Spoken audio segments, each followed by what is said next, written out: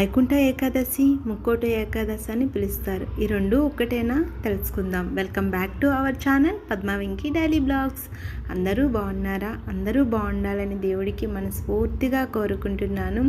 ఎవరైనా కొత్తగా చూస్తున్నట్టుంటే please subscribe చేసి వీడియోస్కి సపోర్ట్ చేస్తారని మనస్ఫూర్తిగా కోరుకుంటున్నాను.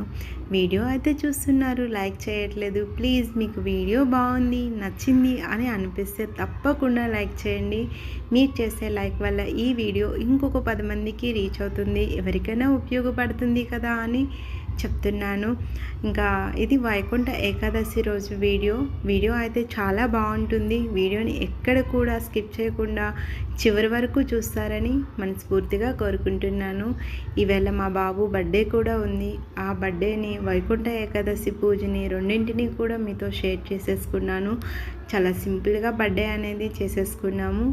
వైకుంఠ ఏకాదశి, ముక్కోటి ఏకాదశి అని ఏంటని తెలుసుకుందామని స్టార్టింగ్లోనే చెప్పాను కదా.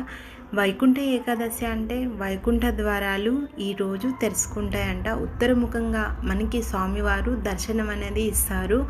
ముక్కోటి ఏకాదశి అంటే ముక్కోటి దేవతల అందరికీ కూడా ఈరోజు స్వామివారి దర్శనం అనేది కలుగుతుందంట. దేవతలు, మనము అందరం కూడా స్వామివారిని దర్శించుకునే రోజు ముక్కోటి ఏకాదశి. అందుకోసమనే ఈ ఏకాదశిని ముక్కోటి ఏకాదశి అని పిలుస్తారు.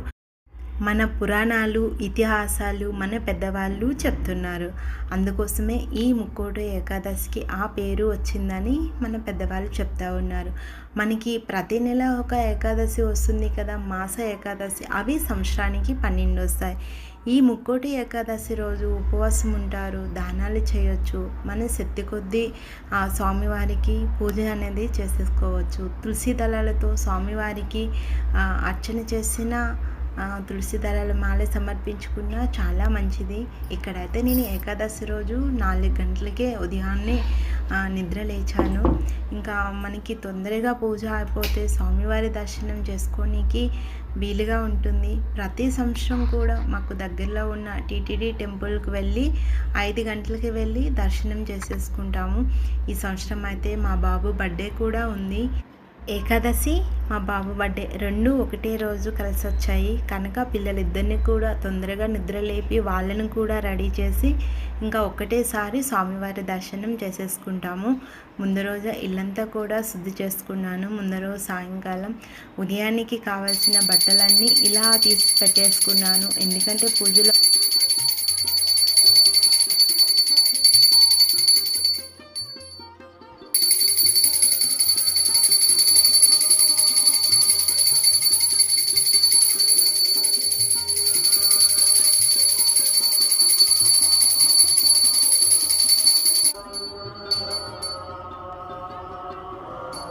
ముందు రోజు రాత్రే బట్టలన్నీ తీసి పెట్టేసుకుంటే మనకి ఉదయానికి హడావుడి లేకుండా అన్నీ లాగేయకుండా మనకి కావాల్సినవి వేసుకొని తొందరగా రెడీ అవ్వడానికి వీలుగా ఉంటుంది. ఇంకా రెడీ అయిపోయి పూజను అయితే చేసేసుకున్నాము. ఈరోజు పూజ అయితే హారతితోనే మీకు చూపించాను. ప్రతిదీ కూడా డీటెయిల్గా చూపించడానికి ఇంకా వీలు కుదరలేదు. ఎందుకంటే 5:30కి అంతా పూజ కంప్లీట్ అయిపోతే అప్పుడు వెళ్ళామంటే దర్శనం తొందరగా అవుతుంది. మనకి ఉత్తర ద్వార దర్శనం కలుగుతుంది కదా. ఈ ముక్కోటి ఏకాదశి రోజు తొందరగా అవుతుందనే ఉద్దేశంతో ఇంకా పూజని ప్రతిదీ డీటెయిల్గా చూపించలేకపోయాను. మా వారైతే పిల్లల చేత శ్లోకాలు అయితే చెప్పిస్తున్నారు. 5:30కి అంతా మా పూజ కంప్లీట్ అయిపోయింది. తర్వాత మా ఇద్దరు పిల్లలు కూడా లేచి రెడీ అయిపోయారు. రామనామ వరాననే శ్రీరామ రామ రామితి రమే రామే మనోరమే సహస్రనామ తత్తుల్య మహాకాయ సూర్యకోటి సమప్రభ నిర్విఘ్నం కురు మే దేవ సర్వకార్యేషు సర్వదా శాంతాకారం భుజగశయనం పద్మనాభం సురేశం విశ్వాకారం గగన సదృశం మేఘవర్ణం శుభాంగం शुभांगं లక్ష్మీకాంతం కమలనయనం लक्ष्मीकान्तं कमलनयनं యోగిదృశ్యధ్యానగమ్యం योगिदृश्यदानगम्यं వందే విష్ణుం భవభయహరం वन्दे विष्णुं भवभयहरं సర్వలోకైకనాథం. सर्वलोकैकनाथं।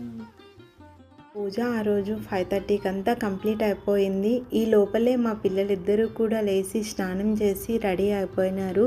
మా పూజ కంప్లీట్ అయినాక ఇంకా మా వారు వాళ్ళ చేత చిన్న చిన్న శ్లోకాలు చెప్పిపించి స్వామివారి పాదాల దగ్గర ఒక్కొక్క పువ్వు అక్షంతలు వేపించి దండం పెట్టించారు. ఈ వైకుంఠ ఏకాదశి రోజు ఉత్తర ద్వార దర్శనం మనకి స్వామివారు ఇస్తారు కదా.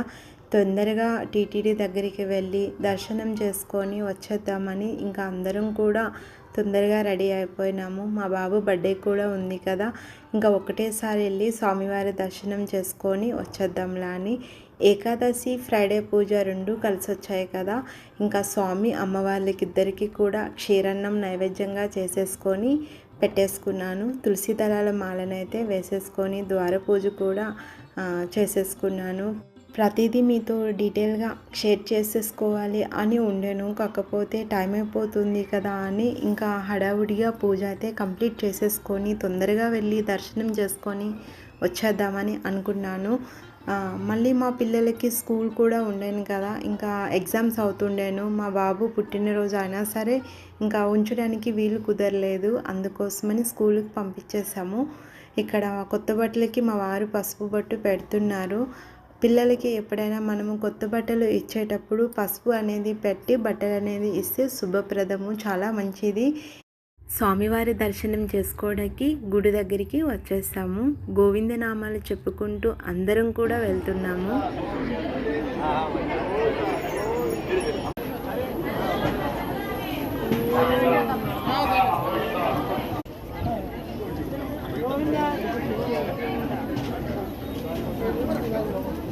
స్వామివారి దర్శనం అయితే చాలా మంచిగా అయింది. లాస్ట్ ఇయర్ అయితే 5కి అంతా టెంపుల్ దగ్గర ఉన్నాము, అంటే 4:45కి అంతా పూజ కంప్లీట్ చేసేసుకొని ఇంకా టెంపుల్ దగ్గరికి వెళ్ళిపోయాము. ఈ సంవత్సరం పిల్లల్ని కూడా ఇద్దరిని తీసుకొని వెళ్ళాము కాబట్టి కొంచెం లేట్ అయింది. ఎలా అయినా సరే స్వామివారి దర్శనం అయితే చాలా బాగా జరిగింది. ఇంకా వచ్చినాక మా పిల్లలు స్కూల్కి వెళ్ళిపోయారు, ఇద్దరిని రెడీ చేసి పంపించేశాను. మా బాబు పుట్టినరోజు ఉందని చెప్పాను కదా, వాడి కోసమని వాడికి ఇష్టం కాబట్టి పూరీలు అయితే ఇక్కడ చేసేసుకుంటున్నాను. ఈరోజు ఉపవాసం అయితే లేను, ఎందుకంటే ఇంకా పుట్టినరోజు ఉంది, ఇంకొకటి ప్లాన్ చేసేసుకున్నాము.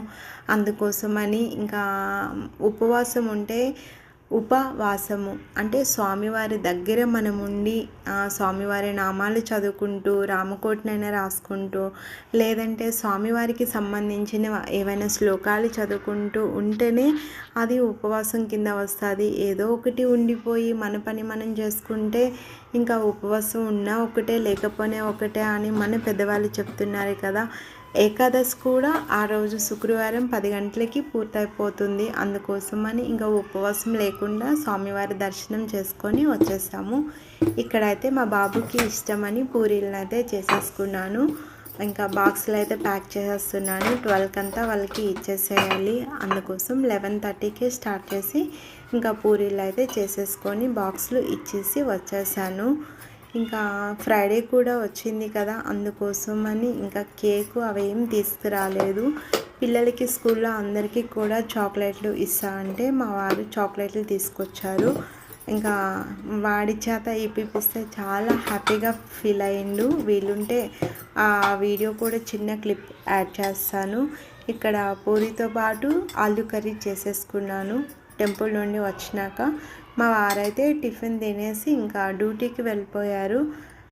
ఫ్రైడే రోజు అయితే మేము నాన్ వెజ్ తినము, పిల్లలకు కూడా ఇయ్యము, అందుకోసమని ఇంకా కేక్ అయితే తీసుకురాలేదు. ఏకాదశి కూడా ఉంది కదా అని ఇంకా కేక్ అంటే ఎగ్ కలుస్తుంది కదా, ఎగ్లెస్ కేక్ కూడా ఆర్డర్ ఇవ్వచ్చు, కాకపోతే కుక్ చేసేది ఓవెన్లోనే కదా, అన్నీ ఒక కేకులు కూడా కుక్ చేస్తారు.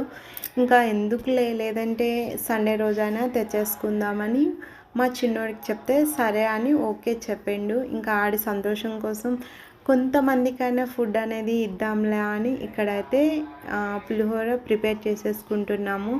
మా పిల్లల పుట్టినరోజు మాకు వీలు కుదిరినంత మందికి ప్రతి ఇయర్ ఇస్తూ ఉంటాము. మా పాప పుట్టినరోజుకైతే చిన్నప్పటి నుంచి 8 ఇయర్స్ వరకు మధ్యలో బ్రేక్ ఇవ్వకుండా కంప్లీట్గా ఇస్తూనే ఉండేవాళ్ళము. ప్రతి ఇయర్ కూడా మా చిన్నప్పుడు కొంచెం ఎప్పుడు కూడా ఇవ్వడానికి వీలు కుదిరేది కాదు.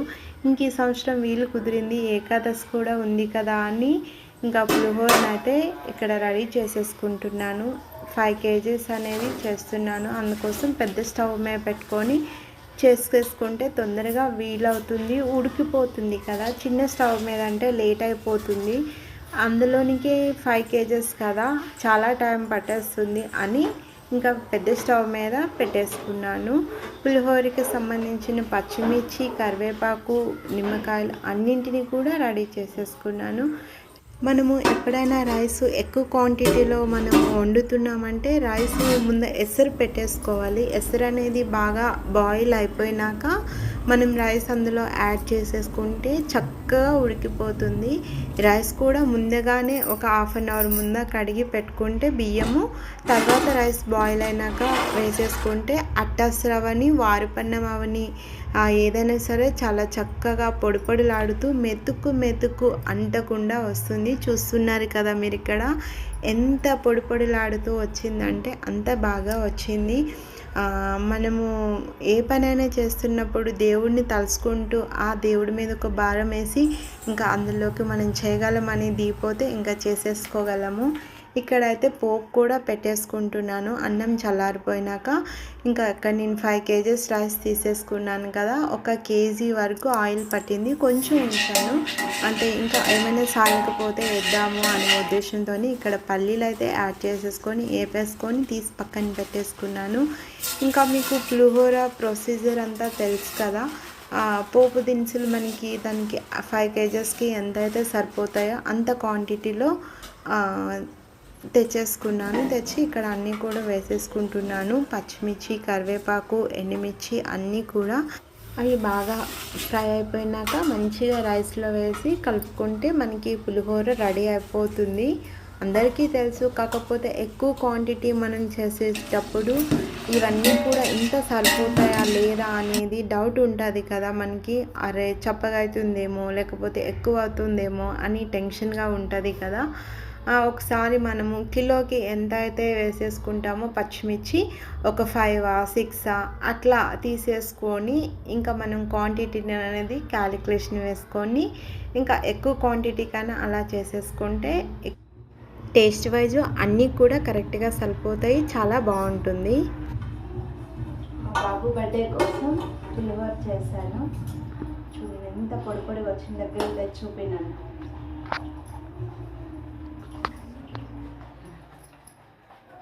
అది ఎక్కువ క్వాంటిటీ అయినా తక్కువ క్వాంటిటీ అయినా చాలా బాగా వచ్చినప్పుడే కదా మనసుకు అనేది చాలా సంతోషంగా అనిపిస్తుంది. పొడి పొడిలాడుతూ చాలా టేస్టీగా బాగా అయితే వచ్చింది. చాలా సంతోషంగా అనిపించింది. అంటే తక్కువ క్వాంటిటీ అయితే ఈజీగా చేసేయగలము, ఎక్కువ క్వాంటిటీ అనేటప్పుడు చిన్నగా మనసులో భయం అయితే ఉంటుంది కదా. అరే బాగా రాలేదనుకుంటే అది వేస్ట్ అవుతుందేమో, మనము ఎదుటి వాళ్ళకి పెడుతున్నామంటే వాళ్ళు ఒక్క మెతుకు కూడా వదలకుండా నీట్గా తినేటప్పుడే కదా మనకు కూడా చాలా సంతోషంగా అనిపిస్తుంది. అమ్మయ్య వాళ్ళకి నచ్చింది, వాళ్ళు తిన్నారు అని మనసుకి అయితే చాలా సంతోషంగా అనిపిస్తుంది. అది మాటల్లో చెప్పలేము. ఇంట్లో వాళ్ళైనా బయట వాళ్ళైనా మన చుట్టాలైనా సరే వాళ్ళ కోసం ఫుడ్ అనేది ప్రిపేర్ చేస్తున్నామంటే అది బాగుంది అని ఒక మాట చెప్పైతే ఎక్కడ లేనంత సంతోషం వస్తుంది కదా. అది మాటల్లో చెప్పలేము. మీరేమంటారు కింద కామెంట్ చేయండి. నేనైతే అలాగే అనుకుంటూ ఉంటాను. ఇక్కడైతే ప్యాకింగ్ కవర్లు అనేవి తెచ్చేసుకొని ఇంకా ప్యాకింగ్ అయితే చేసేసుకుంటున్నాము. నేను ఇక్కడ పులిహోర అనేది ప్యాకెట్లో వేసేసి అక్కడ పెడితే మా పాప ప్యాకింగ్ చేసేస్తూ ఉంది. ఇద్దరం అట్లా చేసేయడం వల్ల చాలా తొందరగా కూడా అయిపోయింది. 1/2 అవర్ 20 minutes మాకు పట్టింది ప్యాకింగ్ చేయడానికి. ఇంకా మళ్ళీ సాయంకాలం దీపం పెట్టేసినాక మా వారు వచ్చినాక వెళ్తాము ఇవ్వడానికి. ఇక్కడైతే పులిహోర అయితే ప్యాకింగ్ చేసేసుకోవడము అంతా కూడా కంప్లీట్ అయిపోయింది. ప్యాకింగ్ అయితే చాలా ఈజీగా మా పాప చేసేసింది. చూడండి ఇక్కడ ఒక క్యాండిల్ పెట్టుకొని మనకి అట్ల కర్ర అని అంటారు కదా, స్టీల్ది ఉంటుంది, అది మనం ఫోల్డింగ్ లోపల పెట్టేసుకొని తర్వాత వేడి చేసి చూపిస్తే అసలు బయటికి ఏమీ రాకుండా మంచిగా ప్యాకింగ్ అయితే అయిపోతుంది. ఇది మేము కూడా యూట్యూబ్లోనే చూసి ఇంకా ప్యాకింగ్ అయితే చేసేసాము. ఎవ్రీ ఇయర్ అయితే నేను ప్యాకింగ్ చేసేటప్పుడు చాలా వరకు పేపర్లు అనేవి కాల్చేస్తూ ఉంటాను. ఈ సంవత్సరం మా పాప చాలా తెలివిగా ఆలోచించి చాలా నీట్గా అయితే చేసి నాకు హెల్ప్ చేసింది. ఇక్కడైతే వచ్చి ఫుడ్ని అయితే ఇచ్చేస్తూ ఉన్నాము అందరికును. మా చిన్నోడికి ఇమ్మంటే ఫస్ట్ కొంచెంగా భయపడ్డాడు, తర్వాత ఇంకా ఇచ్చేసాడు. మేము అక్కడ ఫుడ్ పెట్టంగానే అందరూ వచ్చి మాకు అనేసరికి వాడికి కొంచెంగా భయం అనిపించింది, చిన్నోడు కదా అని. ఇంకా సరే నాన్న నువ్వు ఫస్ట్ ఇవ్వు, తర్వాత నేను ఇస్తానని చెప్పాడు. ఇంకా మా వారు పాప ఇస్తుంటే ఇంకా వచ్చి ఇచ్చేసాడు. చాలా సంతోషంగా చాలా హ్యాపీగా ఇస్తున్నాడు. వాడి ముఖంలో అయితే ఆ సంతోషం కనిపిస్తుంది కదా, నాకైతే చాలా సంతోషంగా అనిపించింది. ఈ సంవత్సరం అయితే మా చిన్నోడి పుట్టినరోజుని ఇలా జరుపుకున్నాము. మీ అందరి బ్లెస్సింగ్స్ కూడా, మీ అందరి ఆశీర్వాదం కూడా మా అబ్బాయికి ఇస్తారని మనస్ఫూర్తిగా కోరుకుంటున్నాను. ఈ వీడియో మీకు నచ్చినట్టుంటే తప్పకుండా లైక్ చేయండి. మీరు చేసే లైక్ వల్ల ఈ వీడియో ఇంకొక 10 మందికి రీచ్ అవుతుంది. ఎవరైనా మన ఛానల్ని కొత్తగా చూస్తున్నట్టుంటే ప్లీజ్ సబ్స్క్రైబ్ చేసి వీడియోస్కి సపోర్ట్ చేస్తారని మనస్ఫూర్తిగా కోరుకుంటున్నాను. అందరికీ మరొకసారి వైకుంఠ ఏకాదశి శుభాకాంక్షలు. ఆ దేవుడు ఆశీర్వాదం మీ మీద, మా మీద, అందరి మీద ఉండాలని మనస్ఫూర్తిగా కోరుకుంటున్నాను.